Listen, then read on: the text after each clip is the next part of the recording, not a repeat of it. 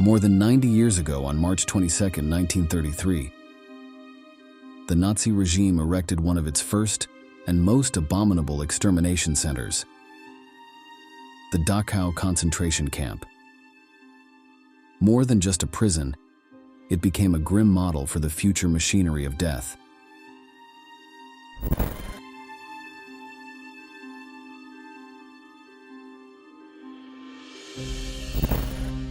Here, the infamous motto Arbeit macht frei, which means work sets you free, ironically greeted prisoners at the entrance. Created just weeks after Adolf Hitler assumed the office of Chancellor, this place of horror was located on the outskirts of the town of Dachau, just 12 miles north of the gleaming Munich, a strategic area for the Nazis. In addition to mass killings, the camp was a grim setting for medical experiments, forced labor, systematic rape, physical and psychological torture, and above all, hunger. Though spanning large kilometers and diverse terrains, the expanses of this hellish place were simply known as Dachau, a name that would resonate in history as a symbol of human cruelty. Join us in this new installment of military history to explore the most horrifying details of the first model of Nazi extermination camps. Let's begin.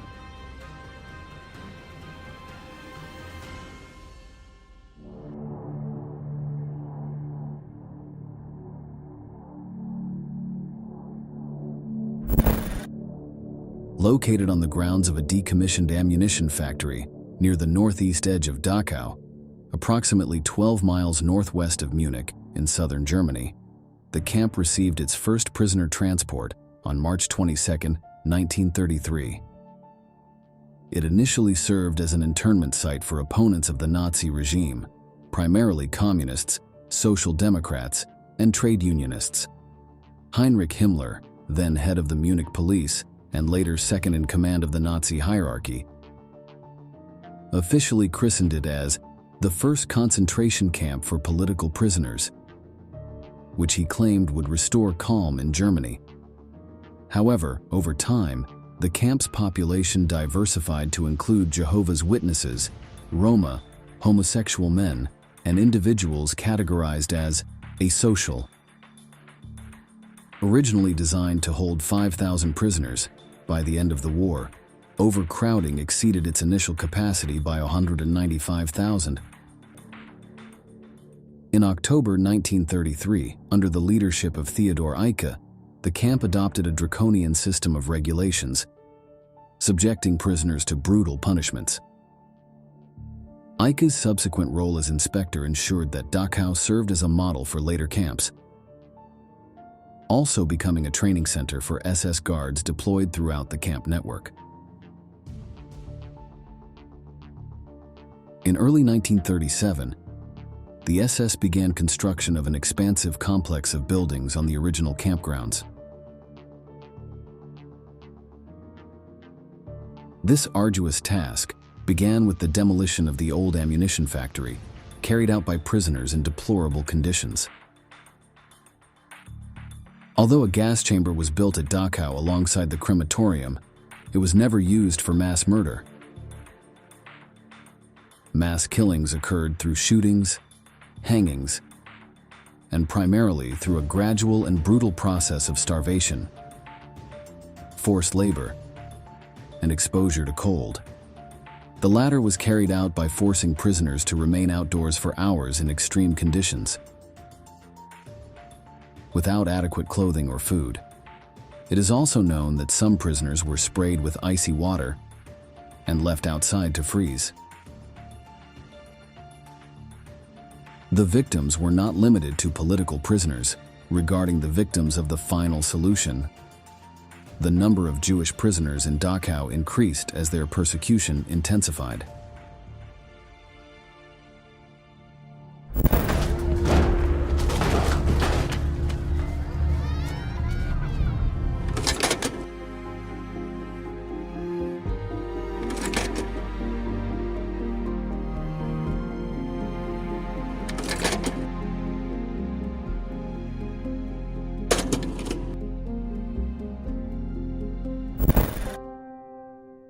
The images we just saw reflect the violent attacks suffered by Jews. The genocide began with Kristallnacht, also known as the Night of Broken Glass. It was a coordinated series of attacks against Jews in Nazi Germany and Austria on November 9 to 10, 1938. During that night, synagogues were set on fire, many businesses were destroyed, and innocent homes were vandalized. Thousands of Jews were arrested and sent to concentration camps. It is estimated that at least 91 of them were killed in these attacks, though the actual number could be much higher. However, the most terrible events were yet to come. On November 20th of the same year, just 10 days after Kristallnacht, almost 11,000 Jewish men were interned in Dachau. After the SS received the assignment to complement the police overseeing Dachau camp, the first reports of prisoner deaths emerged in April 1933. Josef Hartinger, an official from the Bavarian Ministry of Justice, and Dr. Moritz Flamm arrived at the camp to investigate these deaths under Bavarian criminal law. Over several months, they noted many inconsistencies between the wounds on the bodies and the accounts provided by the camp guards. They uncovered clear evidence of murder and compiled charges against Hilmar Weckerle, the SS commander of Dachau, Werner Nürnberg, the camp doctor, and Josef Mutzbauer, the camp's chief administrator. In June 1933, Hartinger presented the case to his superior, Bavarian state prosecutor Karl Wintersberger, who initially supported the investigation but became reluctant to submit the resulting charges to the Ministry of Justice under increasing SS influence. Hartinger narrowed the scope of the case to the 4 clearest instances, which Wintersberger signed off on after notifying Himmler as a courtesy. The killings at Dachau abruptly and temporarily ceased. Weckerle was transferred to Stuttgart and replaced by Theodor Eicke. The center was divided into 2 sections, the camp area and the crematorium area. The camp area consisted of 32 barracks, including one for clergy imprisoned for opposing the Nazi regime and another reserved for medical experiments. The administration was located in the main entrance building. The inhabited zone included a set of support buildings housing the kitchen, laundry, showers, workshops, and a cell block. The courtyard between the prison and the central kitchen was used for summary executions of prisoners. The camp was surrounded by electrified barbed wire, a moat, and a wall with 7 watchtowers. In 1942, the crematorium area was built adjacent to the main camp. When the Allies liberated Dachau, there were still corpses, as you are about to see, completely incinerated in this grim section.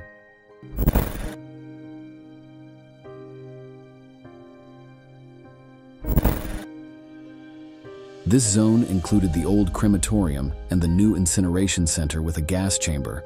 However, instead of being used for gassing, prisoners underwent a selection. Those judged too sick or weak to continue working were sent to the euthanasia center at Hartheim Castle near Linz, Austria.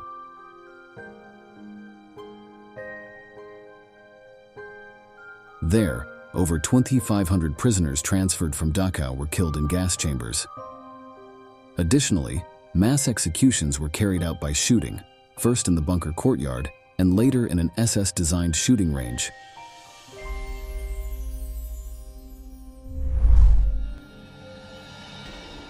In 1943, 123 subcamps were established in the Dachau system, exploiting forced labor from prisoners for the construction of factories near the main camp. 11 of these subcamps, named Kaufering, were distinguished by a number at the end of each name. Each had a specific purpose: to build 3 underground factories as part of Project Ringeltaube, aimed at producing the German fighter aircraft Messerschmitt Me 262. During the final days of the war in April 1945, the Kaufering camps were evacuated, and approximately 15,000 prisoners were transferred to the main Dachau camp. It is important to clarify that forced labor of prisoners was one purpose of the subcamps, but not the only one. As noted earlier, this center of horror also became a gruesome laboratory, where Nazi doctors and scientists conducted brutal experiments on prisoners, using their lives as currency for their sadistic research. Genia Obuff was one of the survivors who could testify to these practices. Nunca había visto un aparato de rayos X. Tenía buena salud. Nunca había visto esas cosas. Recuerdo muy bien cómo era. Era un aparato de rayos X muy grande, con 2 bastidores. Te ponías entre esos 2 bastidores y con una plancha de madera delante y otra detrás. Since 1942, these men in white coats embarked on a series of unprecedented medical atrocities. One of the horrors carried out was the study of hypothermia and altitude. Prisoners were subjected to extreme cold and high altitudes to simulate conditions that pilots might face in aerial combat. Their endurance was pushed to the limit, resulting in the death of many due to freezing and lack of oxygen. The Nazis also sought ways to convert seawater into a survival source for pilots forced to land in the ocean. Prisoners were forced to drink seawater and ingest various substances in a macabre attempt to purify saltwater. The results were disastrous. Many suffered severe, slow, and painful illnesses that led to death from forced ingestion of toxic substances. Additionally, Nazi doctors studied the effects of freezing on warm-blooded animals and infected Jews with malaria. The original records of these experiments were destroyed by the Nazis to conceal their atrocities. Our knowledge of what occurred comes from the survivors. Estabas desnuda de cintura para abajo. Tenías que estar callada, no podías gritar. Also, various drugs were administered to the inmates to study their effects. However, the lack of rigor and the delusions of this pseudoscience led most to death. Apart from the experiments, another macabre specialty at Dachau were the priests' barracks, or Priesterblock in German. In 1940, the Nazis abducted clergy from various denominations across Germany and from other camps in over 20 Nazi-occupied countries. Most were Catholic priests, many from Poland, who had vehemently opposed the Nazi regime and denounced the atrocities committed. In total, around 3,000 clergymen suffered at Dachau. During that dark period, these priests faced a series of challenges, from ideological persecution to brutal living conditions in the camp. However, their resilience and solidarity were further tested when a typhus epidemic broke out in the camp in early 1945. Faced with a desperate need for medical attention, some brave priests volunteered to care for the sick. Overcrowding, lack of personal hygiene, and food shortages contributed to the rapid contagion and spread of typhus. Even after American soldiers liberated the camp, it remained sealed for weeks under strict quarantine due to the outbreak. The devastating epidemic claimed over 10,000 lives, including several hundred Catholic priests who had remained in Dachau until the end. These men of faith, who had dedicated their lives to serving others, succumbed to a terrible disease amid anguish and widespread suffering. Prisoners were subjected to forced labor from the beginning of their internment, Initially, they were forced to work in the daily operation of the camp in various construction projects and in small artisan industries established within the camp itself. Under the whip of Nazi cruelty, these men were compelled to build roads, excavate quarries, and drain swamps under inhuman conditions. What you are about to see are some of the Jews of Dachau in a normal day of exhausting work.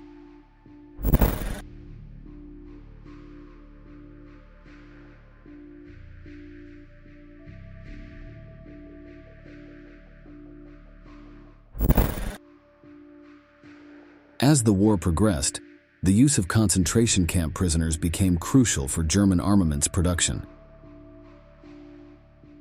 In an effort to increase war production, satellite camps under Dachau administration were established near armaments factories in southern Germany in the summer and fall of 1944.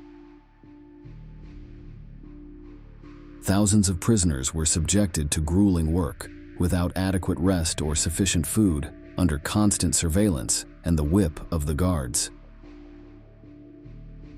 Testimonies describe heartbreaking scenes of prisoners collapsing at work, their exhausted bodies falling to the ground while the air was filled with the lament of despair. For many, death became a release from their agony, a final escape from an existence marked by brutality and suffering.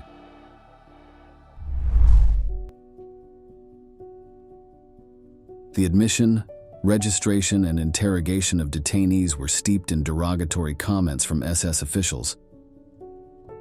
Prisoners were trampled on and beaten during roll call. Forced labor included useless and arduous tasks designed to exhaust prisoners physically and mentally. During these grueling days, there was no possible identity. This is testified by an Italian survivor. Tu qui sei un numero, non hai nessun diritto, solo doveri. Ricordati che sei un numero. Le parole che si hanno detto appena arrivati dentro il campo.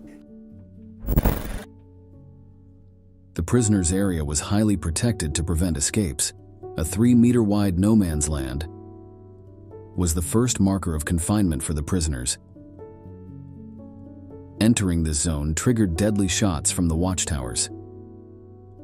Guards would throw prisoners' caps into this area, resulting in the death of those who attempted to retrieve them. The most desperate prisoners witnessing this cruelty exploited the Germans' actions and entered the area to quickly end a life that they felt was no longer worth living.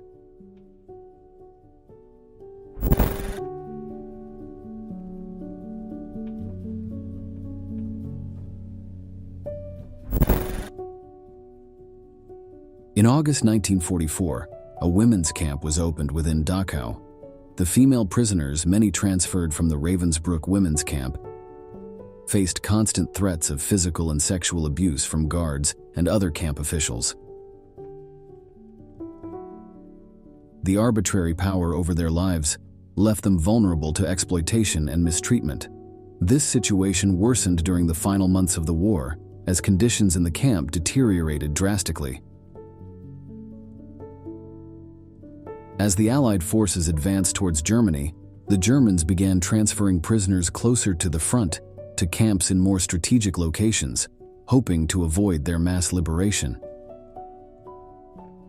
Amidst this chaos and desperation, the women in Dachau faced increased violence and oppression from their captors, who became even more brutal in their attempts to maintain control over the prisoners. Transports from evacuated camps continually arrived at Dachau. After days of travel with little or no food or water, prisoners arrived weak and exhausted, often on the brink of death. Due to repeated transfers from the front, the camp was constantly overcrowded and hygiene conditions were inhumane. From late 1944 until the day of liberation, 15,000 people died, about half of all prisoners held in Dachau. Among them, 500 Soviet prisoners of war were executed by shooting. This final period in Dachau was marked by indescribable anguish. Desperation and hopelessness filled the air, while death and agony were constant companions for those trapped in the horror of Dachau. The lack of food, water, and adequate medical attention exacerbated the suffering, while diseases and arbitrary violence claimed lives at an alarming rate. Many parents had to make the heartbreaking decision to sacrifice their food rations to feed their children. Come posso dimenticare il fatto che mio padre si levava il pezzetto di pane per me? È una cosa che è inimmaginabile oggigiorno. The death march from the Dachau concentration camp was a harrowing odyssey that reflected the cruelty and desperation of the Nazi regime in its final days. On April 24, 1945, as American troops approached the camp, the commander and a detachment of guards forced between 6,000 and 7,000 prisoners, already weakened by years of brutality and extreme deprivation, to embark on a 6-day march southwards towards Ravensbrück and then eastwards towards Tegernsee. The march was an unimaginable test of physical and mental endurance.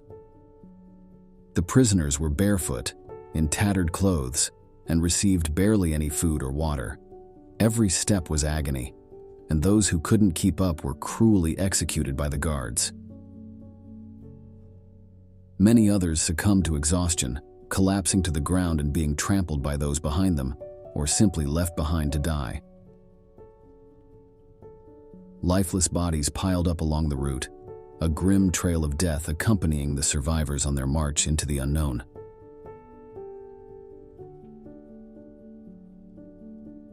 Months later, on April 29, 1945, when American Allied forces liberated the region, a mass grave was discovered along the march route containing the remains of 1,071 prisoners. By the end of the war, the mortality rate had peaked at 200 deaths per day. But after this event, it eventually dropped to between 50 and 80 deaths per day due to malnutrition and diseases. As mentioned, besides direct SS abuse and harsh conditions, epidemics of typhus and famine were brutal. With evacuations from eastern camps like Auschwitz, the number of prisoners at Dachau had steadily increased, leading to overcrowding and a rising death rate.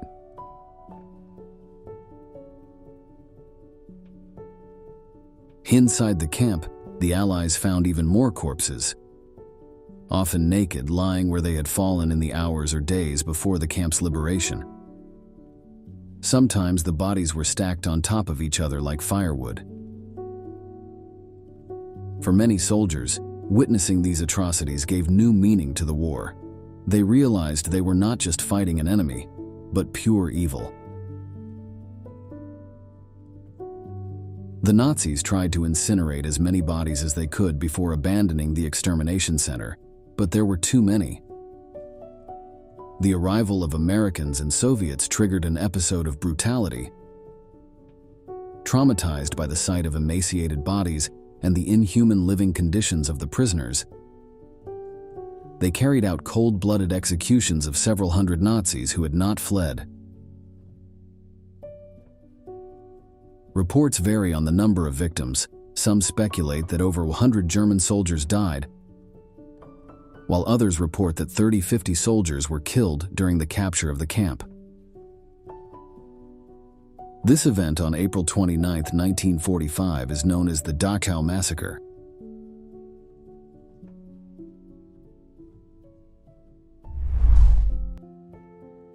This place symbolized a model of extermination for the industrialization of death on unimaginable scales, which by the end of the war numbered in the millions.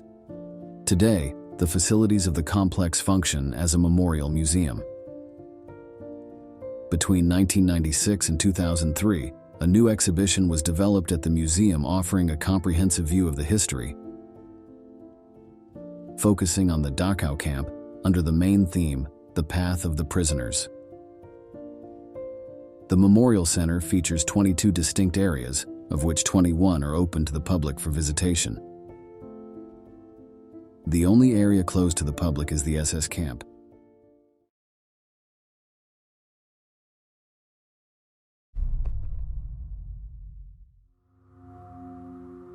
History has taught us that the Auschwitz concentration camp was a true hell. But if you were a woman, you had a date with the devil himself. From beginning to end, women were victims of the most horrifying acts of the Nazi regime. Beatings, rapes, forced prostitution, and the cruelest and most inhuman experiments. Those who arrived at the camp pregnant were forced to abort in the worst ways you can imagine, and if that weren't enough, they then tested brutal sterilization methods on them. Nos decían, van a hacer todo tipo de experimentos con ustedes. Y el objetivo de todo eso es que nunca tengan hijos. Most of them didn't live to tell the tale. Meanwhile, those who managed to overcome hunger, pain, and agony claim that a part of their being also died in Auschwitz. In this new video from military history, we will learn about the torment of the women who ended up in one of the most terrifying concentration camps of World War II. Get ready to learn about one of the cruelest episodes of humanity. No sabíamos dónde estábamos ni lo que nos estaba pasando. Cuando llegamos nos sorprendió el hedor bestial, terrible que había. Y ni un árbol, ni un pájaro. Un silencio absoluto. Adolf Hitler built Nazi ideology on a profound racial basis. According to his view, all groups or peoples possessed inherent and immutable traits that were passed down from generation to generation. No individual could surpass the innate qualities of their race. For the Führer, these inherited characteristics were not only related to external appearance and physical structure, but also influenced modes of thinking, creative abilities, intelligence, cultural appreciation, physical strength, and military skill. Under these ideas, Jews were assigned a wide range of negative stereotypes and were considered a major threat. To maintain the purity of the German genetic heritage, the best option they found was to imprison and annihilate their principal enemy. Luego nos pusieron un número en el brazo. A partir de ese momento, éramos solo un número. Después, llegamos al pabellón de los experimentos.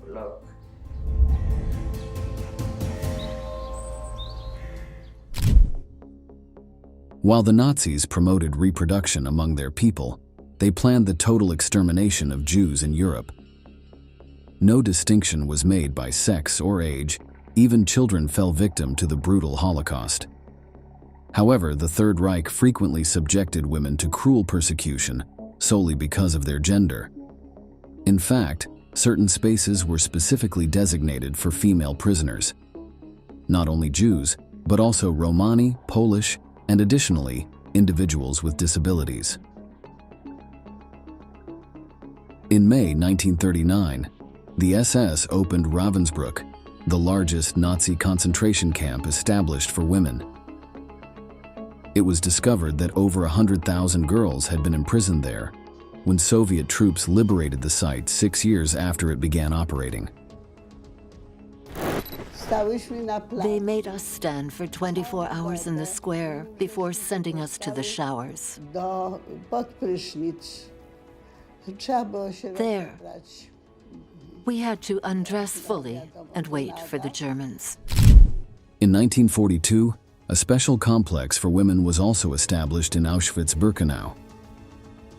And it is here that we will focus to understand the greatest atrocities suffered by the victims detained in this notorious internment site.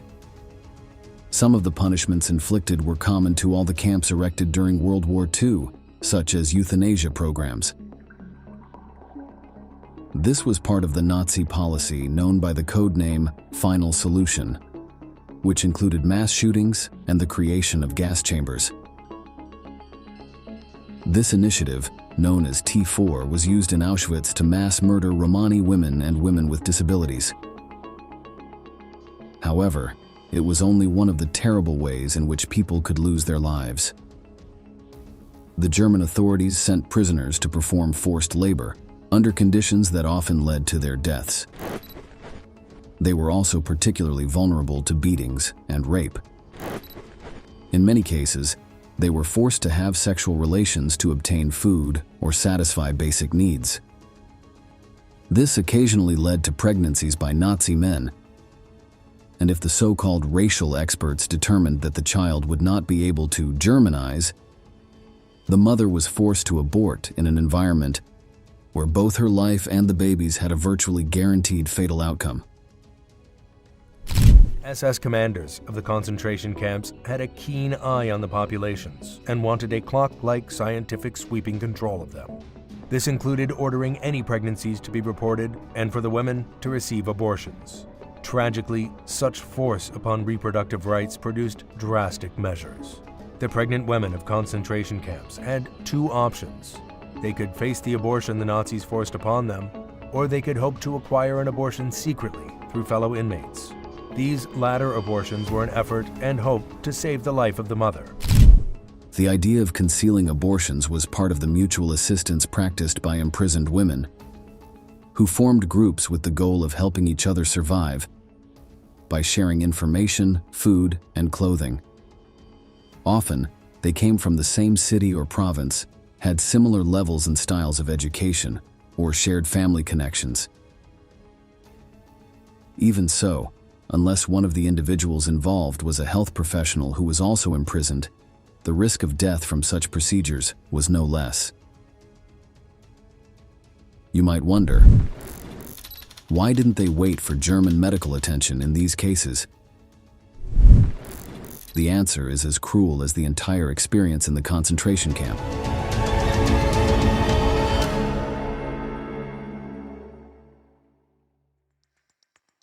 Auschwitz had the involvement of a large number of renowned medical professionals, though they carried out the lethal brutality of the Nazi regime.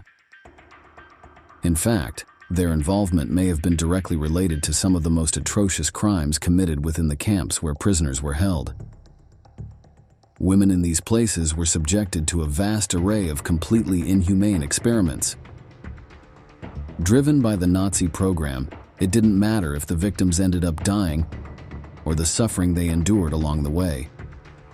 Ruthless individuals conducted all sorts of acts, justifying them as tests to learn how to treat certain diseases or to gather data on human tolerance under various circumstances. Thus, some people were frozen to death by exposure to excessively cold temperatures. Others were inflicted with severe wounds that were then infected to observe how the body responded. After painful and exhausting examinations that lasted hours, many were often given a direct injection of phenol into the heart, which caused death to allow for an autopsy and further results to support the research. The possibilities for experimenting at the expense of others' suffering knew no bounds, extending as far as the imagination of the perverse SS and Wehrmacht doctors. One of the most vicious experiments was the transplantation of limbs. The process consisted of amputating legs or arms, which were transplanted to other test subjects. Anesthesia was practically never used, so the unfortunate women experienced absolutely inhuman suffering. At the end of the experiments, they were given lethal injections and their bodies were burned. Among those responsible for the horrifying experiments, there is probably no name more infamous than Dr. Joseph Mengele. He was interested in genetic issues and sought to study specific groups, such as dwarfs and particularly twins. In the initial phase of his experiments, he subjected pairs of twins and people with physical disabilities to special medical examinations that could be performed on living organisms. These procedures were generally very painful and became a harrowing experience for the hungry and terrified children. The victims were photographed, Plaster molds were made of their teeth and jaws, and their fingerprints and footprints were taken. As soon as he finished with these procedures on a pair of siblings or dwarfs, Mengele ordered their execution so he could proceed to the next stage of his experiments: the comparative analysis of internal organs during autopsy. Anatomical samples of pseudoscientific interest were preserved and sent to the Berlin Dahlem Institute for more detailed examination. However, these cruel experiments never yielded results of real scientific value.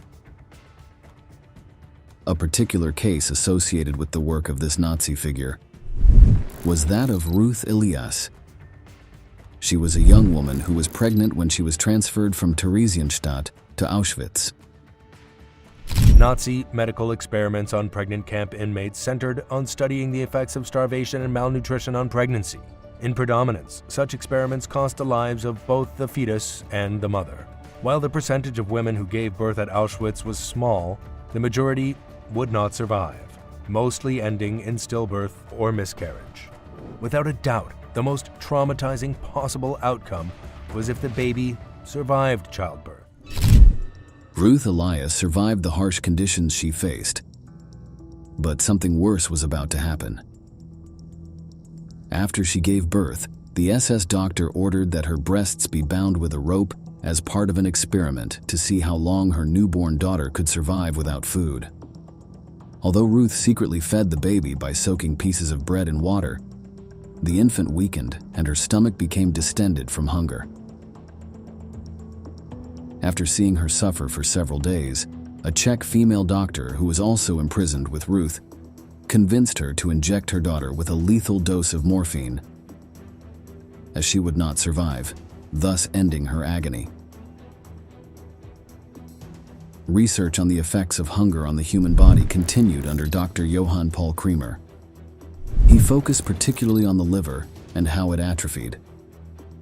After pushing his victims to the brink of death by starvation, he ordered them to be injected with phenol. At this point, it is necessary to review some key points. Hitler aimed for the Aryan race, which he associated with Germans, to endure while exterminating the Jews. Therefore, pregnancies among women of his racial enemy were a significant problem addressed with abortion. However, Auschwitz became a place where experiments were conducted to end this issue definitively through sterilization. The person in charge of this work was Dr. KlLLED. Un buen día hubo una llamada especial. KlLLED en persona eligió a varias de nosotras. Formábamos filas de A5 y seleccionó a quien quiso. No daba miedo. Era pequeño, gordo, con sombrero tirolés, pantalón bávaro, medias blancas, grandes botas de montaña.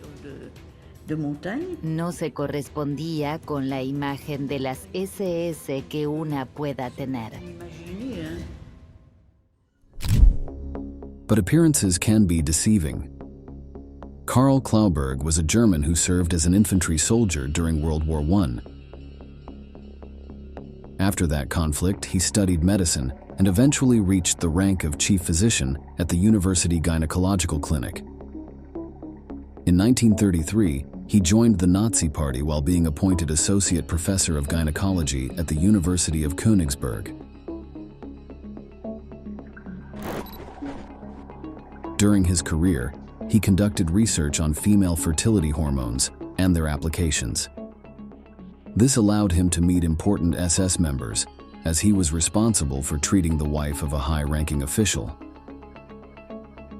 In 1942, he contacted the leader of the organization, Heinrich Himmler, and requested the opportunity to conduct mass sterilizations for his experiments. After receiving approval, he began his experiments in December of that year at the Block 10 laboratory in Auschwitz. His goal was to find an easy and inexpensive method for sterilizing women. In 2 large rooms on the 2nd floor of the building, several hundred Jewish women from various countries lived. KlLLED developed a non-surgical method involving the introduction of a specially prepared chemical irritant into the female reproductive organs which caused severe inflammation. The formaldehyde preparation intended for the uteruses of his test subjects was applied without anesthesia, causing immense suffering, permanent damage, and severe infections. After several weeks, the fallopian tubes would close and block forever. La función del bloque 10 era llevar a cabo un segundo genocidio. En otras palabras, matar a personas que aún no habían nacido para que ya no hubiera razas indeseables. KlLLED's experiments killed some of the women he used as test subjects, while others were intentionally executed to perform autopsies and compare results.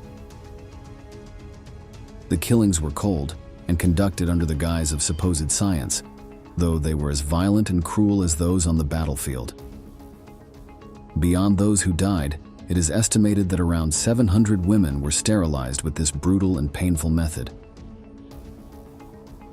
Himmler wanted to know how long it would take to perform this procedure on 1,000 Jewish women, and the doctor's response was satisfactory regarding the request. In June 1943, during the final phase of the experiment, he wrote a letter to the SS leader in which he stated, "The non-surgical method for sterilizing women that I have invented is now nearly perfected. If the research I am conducting continues to produce the results it has so far, then an experienced doctor with a properly equipped clinic and the assistance of 10 auxiliary personnel will be able to carry out the sterilization of hundreds or even 1,000 women within a single day." The Nazi authorities were more than satisfied with the conclusions of the experiment, but the feelings were completely opposite for the victims who endured it. Nos llamaban por nuestro número y luego KlLLED u otro tipo nos inyectaba algo en la vagina.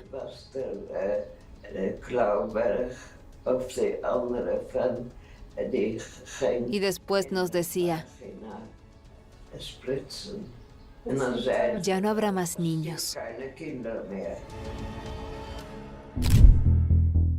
As if that weren't enough, KlLLED was not the only doctor whose perverse actions condemned thousands of women in Block 10 to suffering. He was not alone, and like him, Dr. Horst Schumann sought a convenient method of mass sterilization that would enable the Third Reich to carry out the biological destruction of the conquered nations. This figure had his own method for depriving people of their reproductive capacity, and as in other cases, it was accompanied by torture and pain for Jews and other prisoners.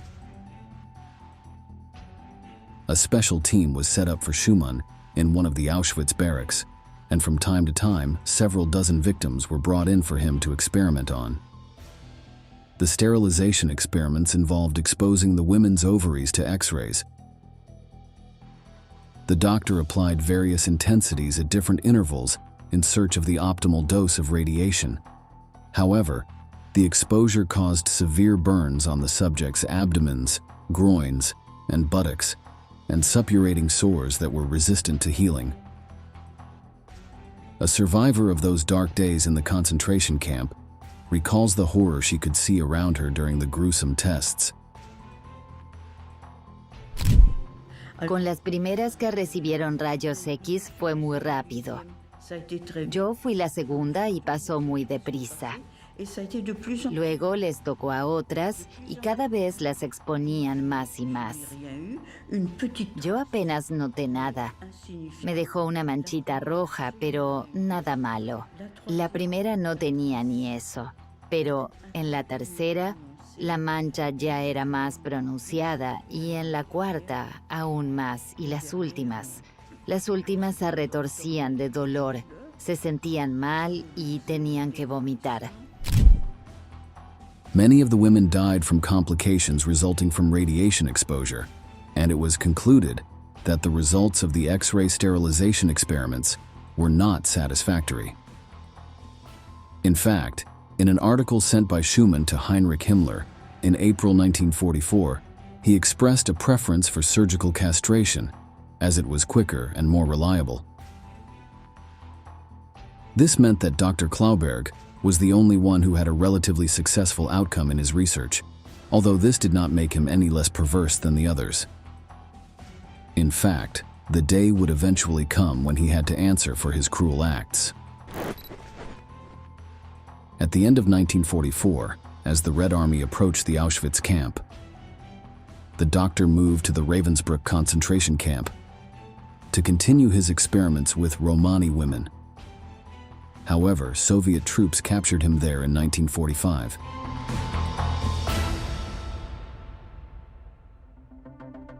After the war, KlLLED was tried in the Soviet Union and sentenced to 25 years in prison. But in 1955, he was released under a prisoner exchange agreement. That same year, he returned to West Germany, where he was reinstated at his former clinic with the aim of continuing his scientific work from before the conflict. The Nazi seemed to have escaped blame and responsibility, but his ego led to his downfall. He behaved oddly, openly boasting about his supposed achievements in developing a new sterilization technique at the Auschwitz concentration camp. This destroyed any chance of remaining unnoticed, and just a few months after his return to German soil, public protests from survivor groups led to KlLLED's arrest. Ultimately, the doctor died on August 9, 1957, before his trial.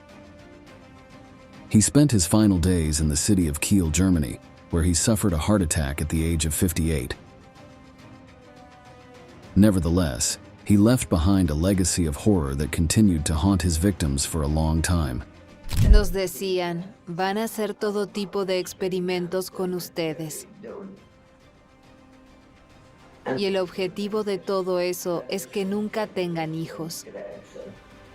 Y desde luego se puede decir que lo consiguieron.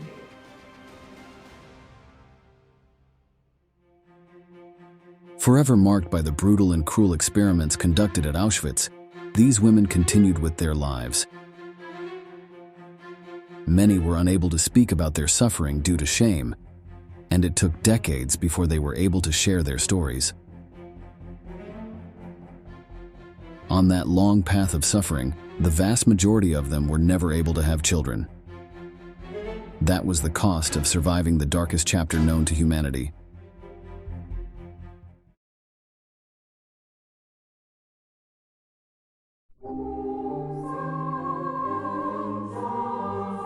Concentration camps were one of the most brutal and bloodthirsty tools used by the Nazis during World War II. These spaces received thousands of prisoners who were subjected to the most incredible atrocities in history, places where there was no mercy and death was common. Hunger and pain were present daily to such an extent that suffering became the most loyal companion of the people confined in the different camps throughout Germany and the lands under its control. However, there was one that was special.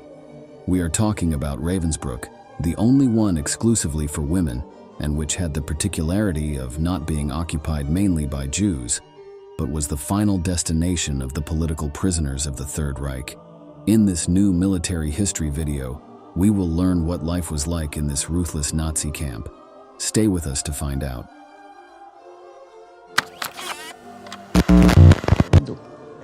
We saw some very thin women file past, dragging themselves along with shovels on their backs. It was a terrible shock because they were in such a state.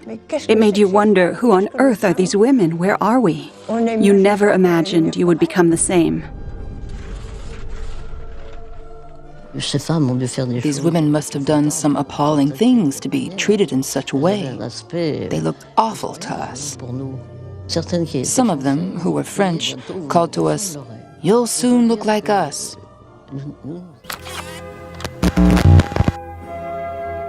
Contrary to popular belief, the history of Nazi concentration camps began long before World War II.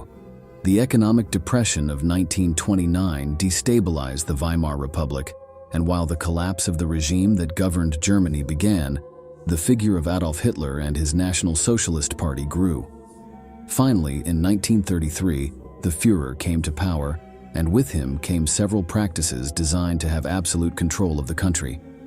Among them, the existence of confinement spaces where tens of thousands of opponents of the ideology of the new leader were taken prisoner. Any pretext was good to stop the different groups, since, although they were mostly members of the German Communist Party, there were also criminals, asocials, and Jews. It is presumed that the first concentration camp was established in the city of Nora on March 3, 1933, in the facilities of a school. But they soon multiplied throughout the country, always under the command of the SS, the paramilitary organization at Hitler's service, which was commanded by one of the people he trusted the most, Heinrich Himmler. The legal basis for the arrests was the practice called protective custody, which meant restricting a person's freedom for their own protection or during an emergency. With this policy, the number of prisoners increased rapidly, and new camps were born to hold them. By the end of the first year in which they operated, 80% of the inmates were communists, 10% were social democrats, and the remaining 10% were affiliated with other parties, were union activists, or had no connection to a political space. However, at that time one could see a peculiarity in the large group that was captured and repressed in an attempt to bring it closer to Nazi ideology. They were all men.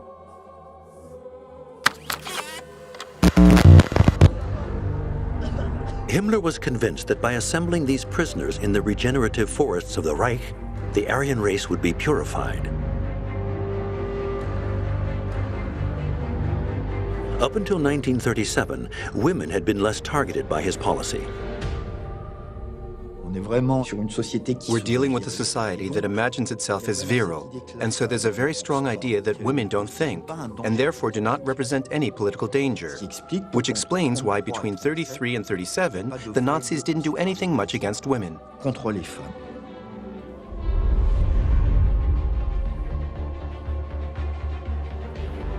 But from 1937 on, the wind changed.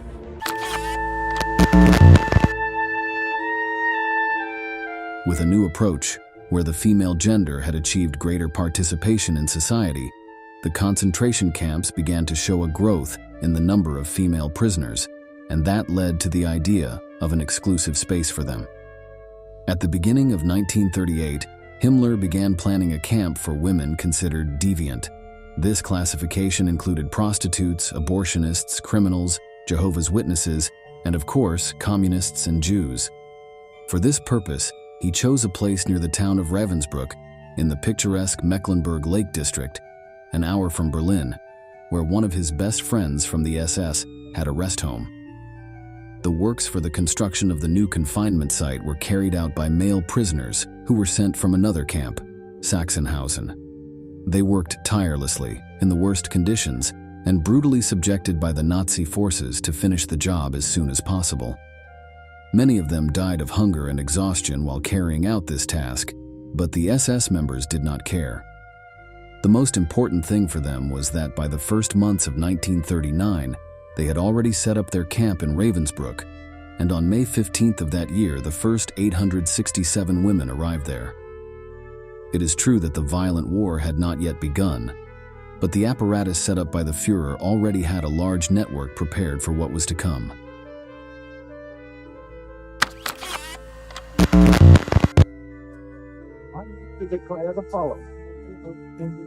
May 1939, Germany.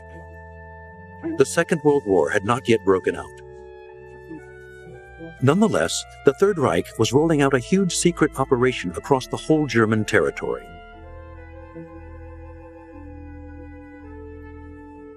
Hitler's trains and trucks crossed the country, loaded with prisoners who were political opponents or Germans and Austrians deemed unworthy of the Aryan race.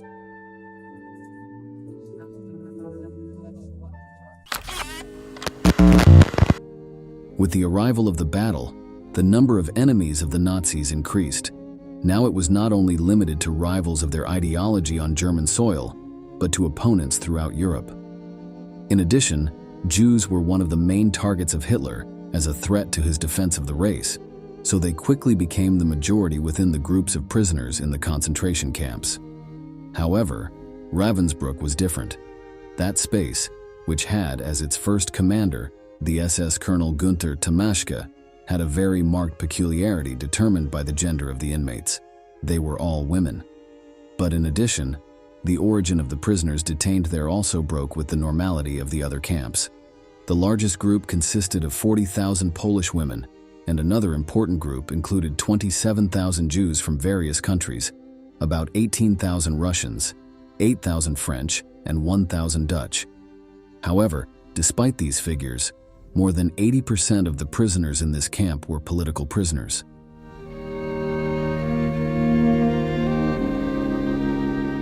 Continuing with the number of people who were taken to Ravensbrück, we get closer to what the living conditions were like in this camp, since Himmler had been warned from the beginning that it could hold a maximum of 50,000 inmates. However, despite knowing this figure, the place ended up grotesquely overcrowded by the more than 130,000 prisoners who ended up locked up there. Although the Nazis worked to enlarge the place and equip it with new and fearsome spaces, the occupants of the camp could not escape the overcrowding.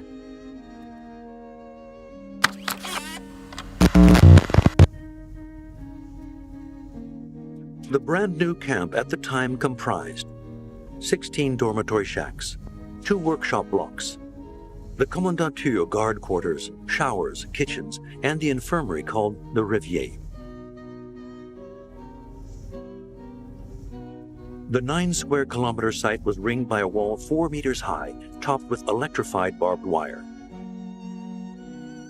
As the roundups continued, the number of dormitory blocks doubled to 32. The Nazis also built a bunker containing 80 cells, 1 gas chamber, and a building to house 3 crematorium ovens.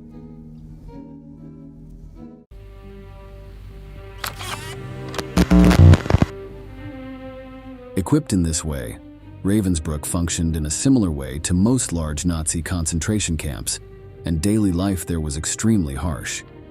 The meager food and inadequate housing reached unbearable levels with the constant influx of prisoners. In addition, this camp was also a place of work, and all inmates who were healthy enough to perform any kind of work were forced to spend 12 hours a day carrying out physically demanding tasks. Many of them even performed duties in a factory run by Siemens, to which they were taken during the day. In addition, routine selections were made to eliminate those women who were not fit for these exhausting jobs. Despite these strict characteristics, the tens of thousands of people interned at Ravensbrück managed to establish support networks over the years. They secretly took part in religious services, took part in many cultural productions, committed acts of sabotage in factories, and worked to save the lives of their sick comrades. This was largely achieved thanks to the progress of the war. In the first months of the camp's existence, when the prison population was still quite small, it became relatively easy for the SS to maintain strict control over the prisoners' daily lives. At that time, it was difficult even to meet up with other inmates during the few free hours. Occasionally, some women managed to escape despite the great risk to which they were exposed, and recited poetry, discussed politics, or sang in small groups somewhere far from the blocks of rooms.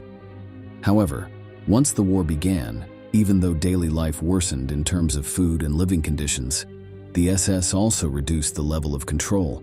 It was more difficult to keep track of the movement of all the prisoners, and this reduced the punishment for relatively minor infractions, such as not carrying out an order exactly as the soldiers intended. The high number of German-speaking women in the camp also facilitated the development of cultural activities, since the guards, who were mostly female, tended to be more lenient with them. At this time, it was almost a blessing not to be Jewish, since with the war in full swing, treatment of that particular group became harsher. Political prisoner was much better. Mind you, many of them were killed or died just the same, but not as automatically as when you were Jewish. There was no question about not being sent to Auschwitz. It is true that Ravensbrück had many artists and intellectuals among its population. Particularly notable were the large number of educated Polish women sent there, as well as groups of Czech students. Cultural activity among women usually began in the initial quarantine phase, when the new arrivals were not allowed to leave their precarious dormitories for several weeks. Many composed poems, which they memorized in their heads and recorded on scraps of paper. Others managed to put together leaflets containing songs and drawings by the inmates, and there was even music composition. However, these small glimpses of humanity that characterized this particular Nazi camp were only momentary. As in the rest of the spaces prepared for prisoners of the German forces, there was always the time for atrocities.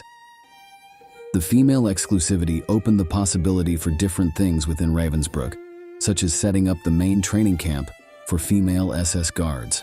From there emerged some of the most infamous and brutal figures of the Third Reich, such as Dorothea Binz. This was one of the bloodiest Nazis. She found her true calling within this camp when she began to take charge of the tortures in the punishment bunker.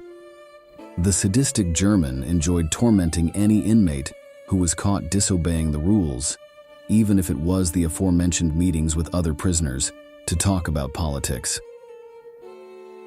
No matter what the offense was, training had taught this guard to be relentless. She now knew how to inflict pain on her victims and often beat them to death. On one occasion, she saw an exhausted prisoner fall to the ground. She approached, slapped her, and then took an axe to dismember her. After killing her, she noticed that her boot had been stained with blood, so she bent down to cut a piece of the deceased's dress and clean them. This was one type of violence that women experienced in Ravensbrück, but it was not the only one. Male guards were also lethal and often added rape to this, forcing inmates into prostitution.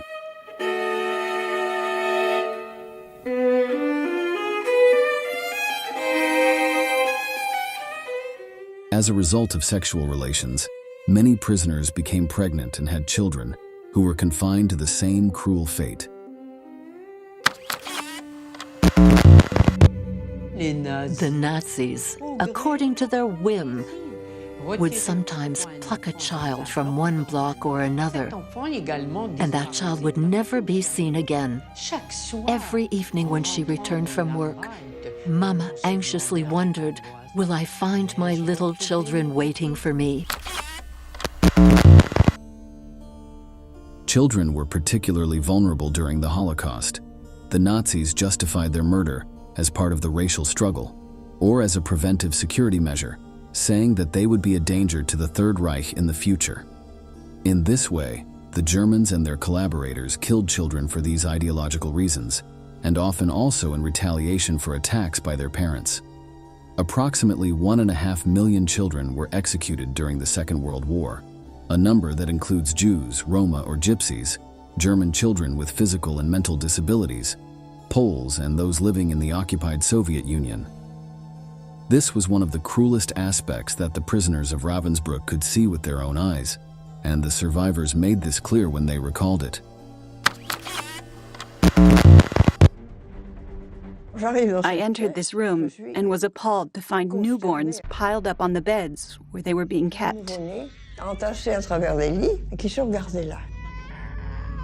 They looked like little old men. It was horrific. That was one thing for which I could never forgive the Germans. The children in the camps, the things we saw. The technique of starvation had already been tried by the Nazis. In Ravensbrück, it was applied to babies and their mothers.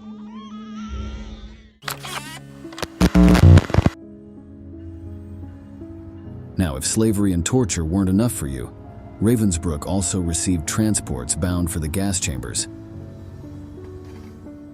The train arrived packed with Jewish people who were sent to this place for extermination.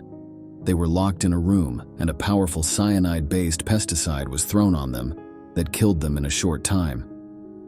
This was not something exclusive to this concentration camp, but it added to the brutality that women suffered in its facilities, as was the case with the gruesome medical experiments.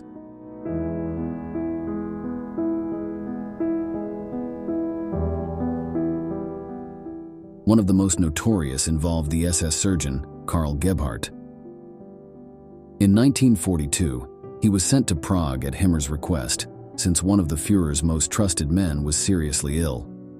He was one of the high-ranking Nazis, Reinhard Heydrich, whose life the medical professional was supposed to save.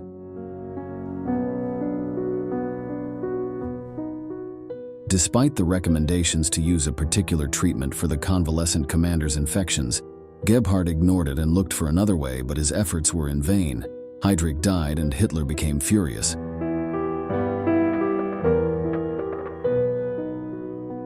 The tense atmosphere that followed this experience made the SS surgeon want to demonstrate that the option he had rejected was not going to work. So he decided to use the prisoners of Ravensbrück as an example. To do this, he made cuts in the victims and placed earth or glass on them to generate large infections that would then be subjected to the effect of the drugs.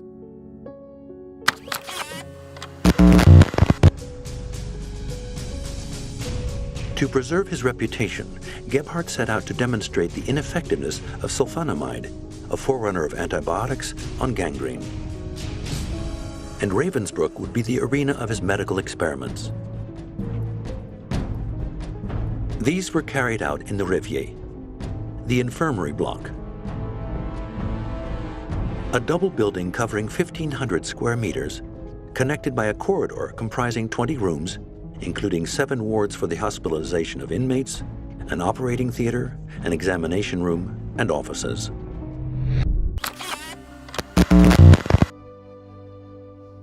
Gebhardt was not alone in this space. He was joined by Herta Oberhäuser, a Nazi nurse who enjoyed removing and reimplanting body parts from children and women to check their degree of recovery with the use of the same treatments. Her sadism reached such a point that most of them died in the operating room, and those who survived suffered serious after effects for the rest of their lives. Another of the tests in which she participated aimed to break part of the limbs of these guinea pigs to check how the nerve muscle regeneration occurred, or if a transplant was necessary. Previously, they hit them with a hammer or a chisel, then they sewed the affected parts, and, after a reasonable time, they reopened the wounds to check the results. This is how the infirmary block became the terror of the prisoners. They took me into the operating theater in a wheelchair. I had no idea why I was being taken there. They injected us with a liquid.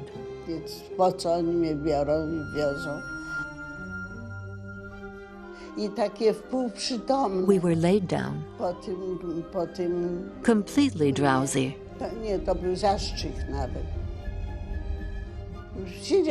We didn't know what was going to happen to us. We were in good health. The experimentation seemed to have no limits, and the little ones were not excluded either. Children were injected with oil to extract their vital organs and bones while they were still alive. An extremely painful process that led to death in less than 5 minutes. Those who survived the cruel technique were still killed by Oberhäuser, who injected them with gasoline in the arm. Thus, whatever the age of the prisoner who passed through the hands of these two infamous characters, the result ended up being the same: a brutal and merciless death. I was that scared to go to the doctor, because if you were going to be sent to the Revier, that they might inject you, and that's how people died. After learning about all these atrocities, we are left with the final destination of Ravensbrück, which was the main supplier of women to the brothels established in many major Nazi camps towards the end of the war. While it was not unusual for female prisoners to be raped by guards in these places, brothels also existed as a method of control and reward for male detainees, and especially for homosexuals, as they were forced to have relations with someone of the female sex, believing that this would cure them of what the Germans understood as a deviation. Often the victims of these practices volunteered for these positions in the hope of avoiding the harder physical labor and perhaps receiving better food rations, but most died quickly due to sexual abuse and the rampant spread of venereal diseases. With the fall of Adolf Hitler and Nazism, perhaps they thought these treatments would end, But the survivors of Ravensbrück who were liberated by Red Army forces were also victims of Soviet war crimes, as they were raped by their supposed saviors. So we are coming to the end, and we can say that this concentration camp probably did not have the same impact as others like Auschwitz, but that does not mean that it was not just as bloody for its occupants. Throughout World War II, between 5,000 and 6,000 women died in the gas chamber built in the camp. In addition, it is estimated that another 50,000 died from cold, hunger, shootings, beatings, lethal injections, and various diseases.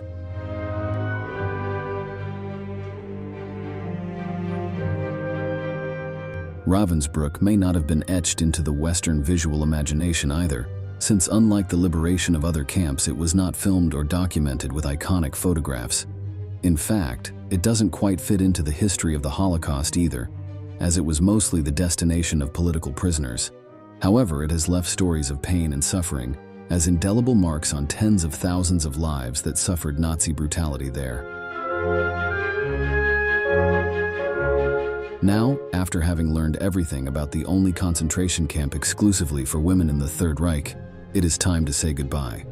But first, we would like to know what you think. Which do you think is the most brutal camp created by the Germans? Thank you very much for having accompanied us until the end. We hope to meet you again in our next video.